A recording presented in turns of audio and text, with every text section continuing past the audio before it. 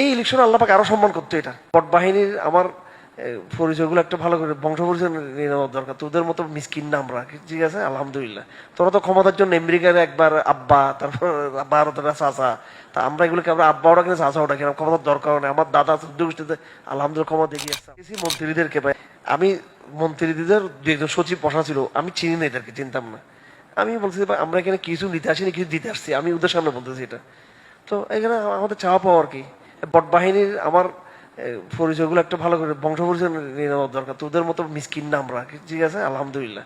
তোরা তো ক্ষমতার জন্য আমেরিকার একবার আব্বা, তারপর ভারতের চাচা, তা আমরা এগুলোকে আমরা আব্বা ওটা কিনা চাচা ওটা কিনা, ক্ষমতার দরকার নেই। আমার দাদা দুষ্টিতে আলহামদুলিল্লাহ ক্ষমতা দেখিয়ে আসছে আমাদের। ক্ষমতা আমরা যখন যাব পুরো প্রজন্মরে নিতে পারবো, ক্ষমতা যাবো আমরা একসাথে, ঠিক আছে?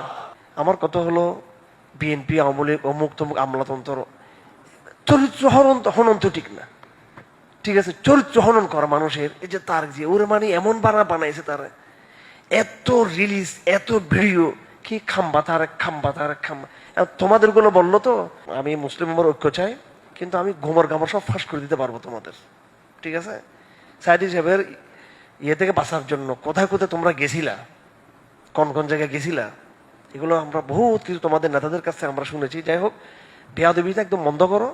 হ্যাঁ, বেয়াদবি করি, কারণ বেয়াদবি করলে পারবা না তোমরা আমাদের সাথে, কখনো পারবা না বেয়াদবি করে তোমরা আমাদের। কারণ আমরা তোমাদেরকে ধমক দিচ্ছি না, কারণ এই প্রজন্ম তোমাদের হাত ছাড়া হয়ে যাবে, তোমাদের সাথে থাকবে না।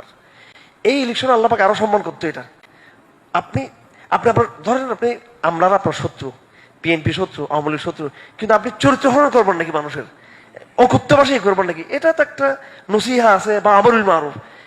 বট বাহিনীর চরিত্রটা না আমরুল মারুফ, না নাহি আল মুনকার, না নসিহা, না একটা চরিত্র হনন।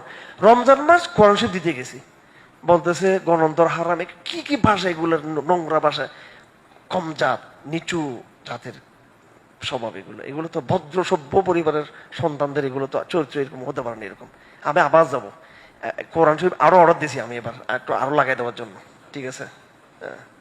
আগে যাওয়ার খেয়াল ছিল না, রমজান আবার যাওয়ার খেয়াল করছি আর একটু লাগার জন্য। তারপর আর কি ছবি দিব, যে আমি ছবি বের করতেছি, লাল সামড়া যারা আছে, লাল সামড়ার যাদেরকে এরা বেশি আব্বা আব্বা মনে করে, এদেরকেও দিছি কোন এই ছবিগুলো বাইর করতেছি, আমি দেখি কেমন লাগে দেখি। আমি তো লাল সামড়াদেরকেও দিছি, আমি কি খাদেরকে দিছি, ইউরোপিয়ান, অস্ট্রেলিয়ান, আমেরিকান, এদেরকেও দিছি কোরআন শরীফ, এদের সঙ্গে দাঁড়াইছি আমি, কেমন লাগে দেখি। আবার এটা তৌহিদের শক্তি নিয়ে চলি আমরা, আলহামদুলিল্লাহ। আমাদের মন ফ্রেশ, আমাদের মন। তোদের মতো তো কুমার ব্যাং না আমরা।